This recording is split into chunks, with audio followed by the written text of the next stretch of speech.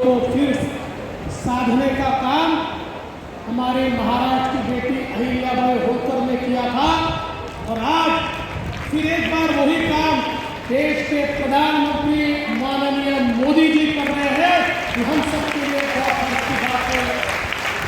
प्रभु श्री राम का मंदिर ये केवल मंदिर नहीं है, ये एक प्रकार से गुलामी की जो निशानी है उसको समाप्त करने का काम आज प्रभु श्री राम जी के मंदिर के माध्यम से हो रहा है। और मैं तो प्रधानमंत्री जी को इसलिए भी धन्यवाद दूंगा कि 25-30 सालों का दौर हमने देखा जिसमें लोग राजनीति में अपने आप को हिंदू कहने से डरते थे। लोग कहते थे हिंदू कहना तो सांप्रदायिक है, हम तो सेक्युलर है। तो कौन से सेक्युलर पैदा हुए थे? चीन में पैदा हुए थे, जापान में पैदा हुए थे, अमेरिका में पैदा हुए थे, मुझे पता नहीं है। लेकिन आज फिर एक बार हम गर्व के साथ कहते हैं हम हिंदू हैं, हमारी सनातन संस्कृति है। और हिंदू होना इसलिए भी गर्व की बात है क्योंकि हिंदुओं ने किसी पर आक्रमण नहीं किया, हिंदुओं ने किसी के मंदिरों को या मानकों को नहीं तोड़ा, हिंदुओं ने किसी दूसरे धर्म की निंदा नहीं की। जो दुनिया से बहिष्कृत हुए, परिष्कृत हुए, स्वामी विवेकानंद जी ने जिस प्रकार से कहा दुनिया के ठुकराए लोगों को हमने अपने घर में स्थान दिया, ये हमारी सनातन संस्कृति है। और इसलिए वसुधैव कुटुंबकम की बात हम करते हैं। लेकिन भागवत को समझना क्यों जरूरी है? अगर हम केवल याद करेंगे तो नहीं चलेगा। अभी देवकीनंदन ठाकुर जी ने कहा यदा यदा हि धर्मस्य ग्लानिर्भवति भारत अभ्युत्थानं धर्मस्य तदात्मानं सृजाम्यहं परित्राणाय साधूनां विनाशाय प्रतिष्ठितां धर्म संस्थापनार्थाय संभवामि युगे। लेकिन ये केवल याद करके नहीं चलेगा। हम लोगों को ये लगा कि कृष्ण जी ने कहा है जब जब धर्म पे ग्लानि आएगी, जब जब ऐसी परिस्थिति होगी तो मैं जन्म लूंगा। तो हम सब लोग हाथ पे हाथ धरे बैठे हैं कि धर्म जमीन के अंदर भी जाता है तो हमको क्या लेना देना? कृष्ण जी आएंगे, वो आविष्कार लेंगे और वो धर्म को बचाएंगे नहीं। इसलिए समझने की आवश्यकता है कि देवकीनंदन ठाकुर जी भागवत के माध्यम से बता रहे हैं कि जब ऐसी परिस्थिति आती है अपने मन के कृष्ण को जीवित करते हुए धर्म की ग्लानि को हमें समाप्त करना होगा। ये सारे आक्रांता को हमें समाप्त करना होगा। और इसलिए मैं ऐसा मानता हूँ ये संत पीठ है, विचार पीठ है।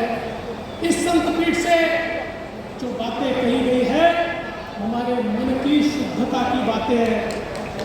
आप देखिए आजकल की भाषा में अगर हम कहें तो हमारा शरीर मोबाइल फोन है और हमारा मन जो है वो सिम कार्ड है, आती और डेटा भी आता है। इसी प्रकार से हमारे संत हमारे मन को यानी हमारे सिम कार्ड को शुद्ध करके तब अच्छे विचार हम तक पहुँचते और उन अच्छे विचारों से, अच्छे संस्कारों से एक अच्छी पीढ़ी का निर्माण हम लोग करते हैं। और मैं इसीलिए आश्वस्त करना चाहता हूँ इस संत पीठ को, ठाकुर जी आपको, पूज्य शंकराचार्य जी को, कि महाराष्ट्र के अंदर आपने जो अपेक्षाएं व्यक्त की है निश्चित रूप से इन्हीं अपेक्षाओं के अनुरूप ये सरकार काम करेगी। यहाँ पर हम लोग सभी के साथ न्याय करेंगे, लेकिन अगर कोई अन्याय करने का प्रयास करता है उसको छोड़ेंगे नहीं। और मैं तो ये मानता हूँ कि हमारा गीता का जो ज्ञान है इसको किसी धर्म के साथ ज्ञान है, ये ऐसा ज्ञान है जो ज्ञान विश्व में मानवता के निर्माण का कार्य करने वाला ज्ञान है। और इसलिए हमारे जन जन तक ये पहुँचे, हमारे बच्चे बच्चे तक ये पहुँचे, इसके लिए जो भी सरकार की ओर से बनेगा ठाकुर जी हम करेंगे।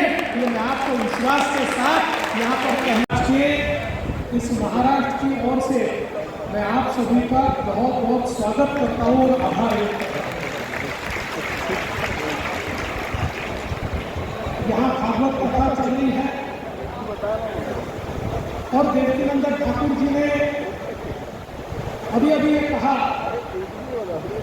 कि संस्कारों की आवश्यकता है, और ये बात भी सही है कि जब जब संस्कार समाप्त होते हैं तो संस्कृति समाप्त होती है, जब जब संस्कृति समाप्त होती है तो सभ्यता समाप्त होती है।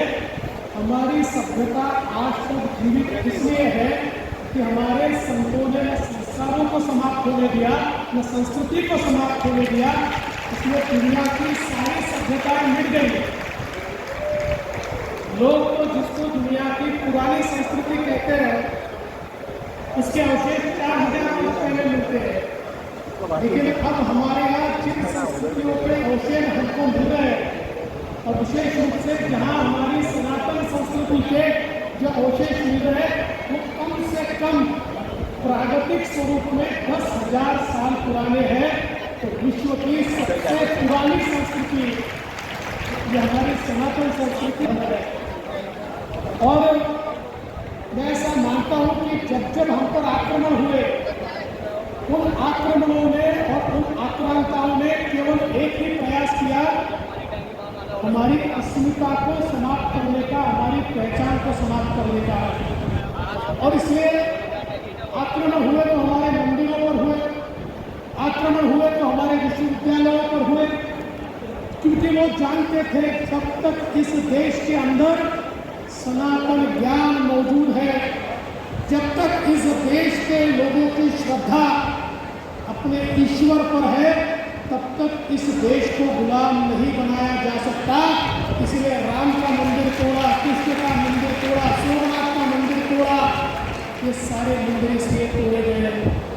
लेकिन मुझे बहुत खुशी है, मंदिर तोड़कर भी इस संस्कृति को वो नहीं मिटा पाए, क्योंकि आगे संतों ने हमारे मन में मंदिर को जीवित रखा, हमारे मन में